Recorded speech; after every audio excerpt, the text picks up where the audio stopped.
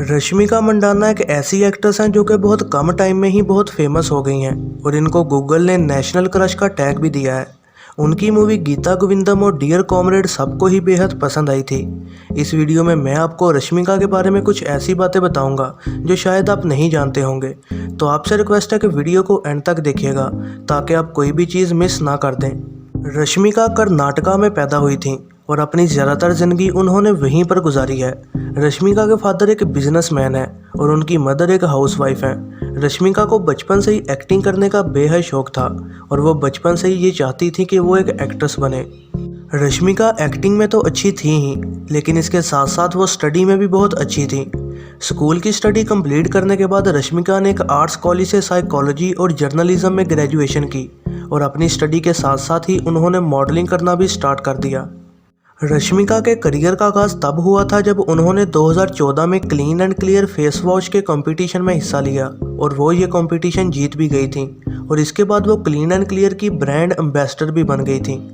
रश्मिका को फैंस इतना पसंद करते हैं कि इसकी वजह से वो इंटरनेट पर हमेशा ही ट्रेंडिंग पर होती हैं और इस वजह से गूगल ने इनको नेशनल क्रश ऑफ इंडिया का टैग दिया था और इस टैग के बाद कई लोग उन्हें रश्मिका की बजाय इसी टैग से बुलाने लग गए थे। और कमेंट्स में ज़रूर बताइएगा अगर आप भी उन लोगों में से हैं जिनका क्रश रश्मिका है। रश्मिका, जिनको पूरे इंडिया का नेशनल क्रश कहा जाता है, वो साउथ स्टार थलापति विजय को अपना क्रश मानती हैं। एक इंटरव्यू में उन्होंने शेयर किया था कि उनको थलापति की पर्सनैलिटी काफ़ी पसंद है। वैसे तो दोनों एक्टर्स ने एक साथ काम नहीं किया है, पर वो चाहती हैं कि थलापति के साथ एक बार वो काम ज़रूर करें। I've always loved Vijay Thalapathy. Okay. Like major crush. आपने भी ये नोट किया होगा कि रश्मिका हमेशा ही स्माइल करती हुई नजर आती हैं और इसी वजह से उनको क्वीन ऑफ स्माइल भी कहा जाता है। रश्मिका ने इसकी वजह बताई है जो कि सभी फैंस को सुननी चाहिए। I always keep smiling for all the love I get, for all the appreciation I get from all of you who watch my films. But you know, one of the other reasons why I smile is all of us. I'm pretty sure that all the girls here smile through the sadness, through the loneliness, through the anger, through the frustration. Smile is a superpower, no? Yeah, same thing with me. I keep doing it. And one day I keep thinking, I'll keep smiling till that day where my smile turns into a real one from the heart. But yes, this is a superpower. Rashmika की favourite actress की बात करें तो वो Emma Watson को बेहद पसंद करती हैं।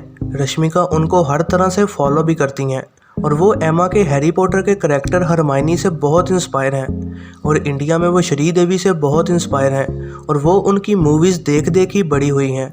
रश्मिका तब सिर्फ 19 साल की थी जब उनको उनकी पहली मूवी ऑफ़र की गई।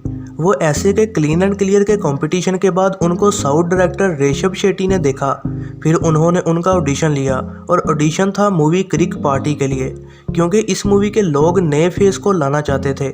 रश्मिका को बिल्कुल भी उम्मीद नहीं थी कि वो सिलेक्ट हो जाएंगी, लेकिन उनके ऑडिशन से सब बहुत इम्प्रेस हुए और उनको मूवी क्रिक पार्टी के लिए सिलेक्ट कर लिया गया।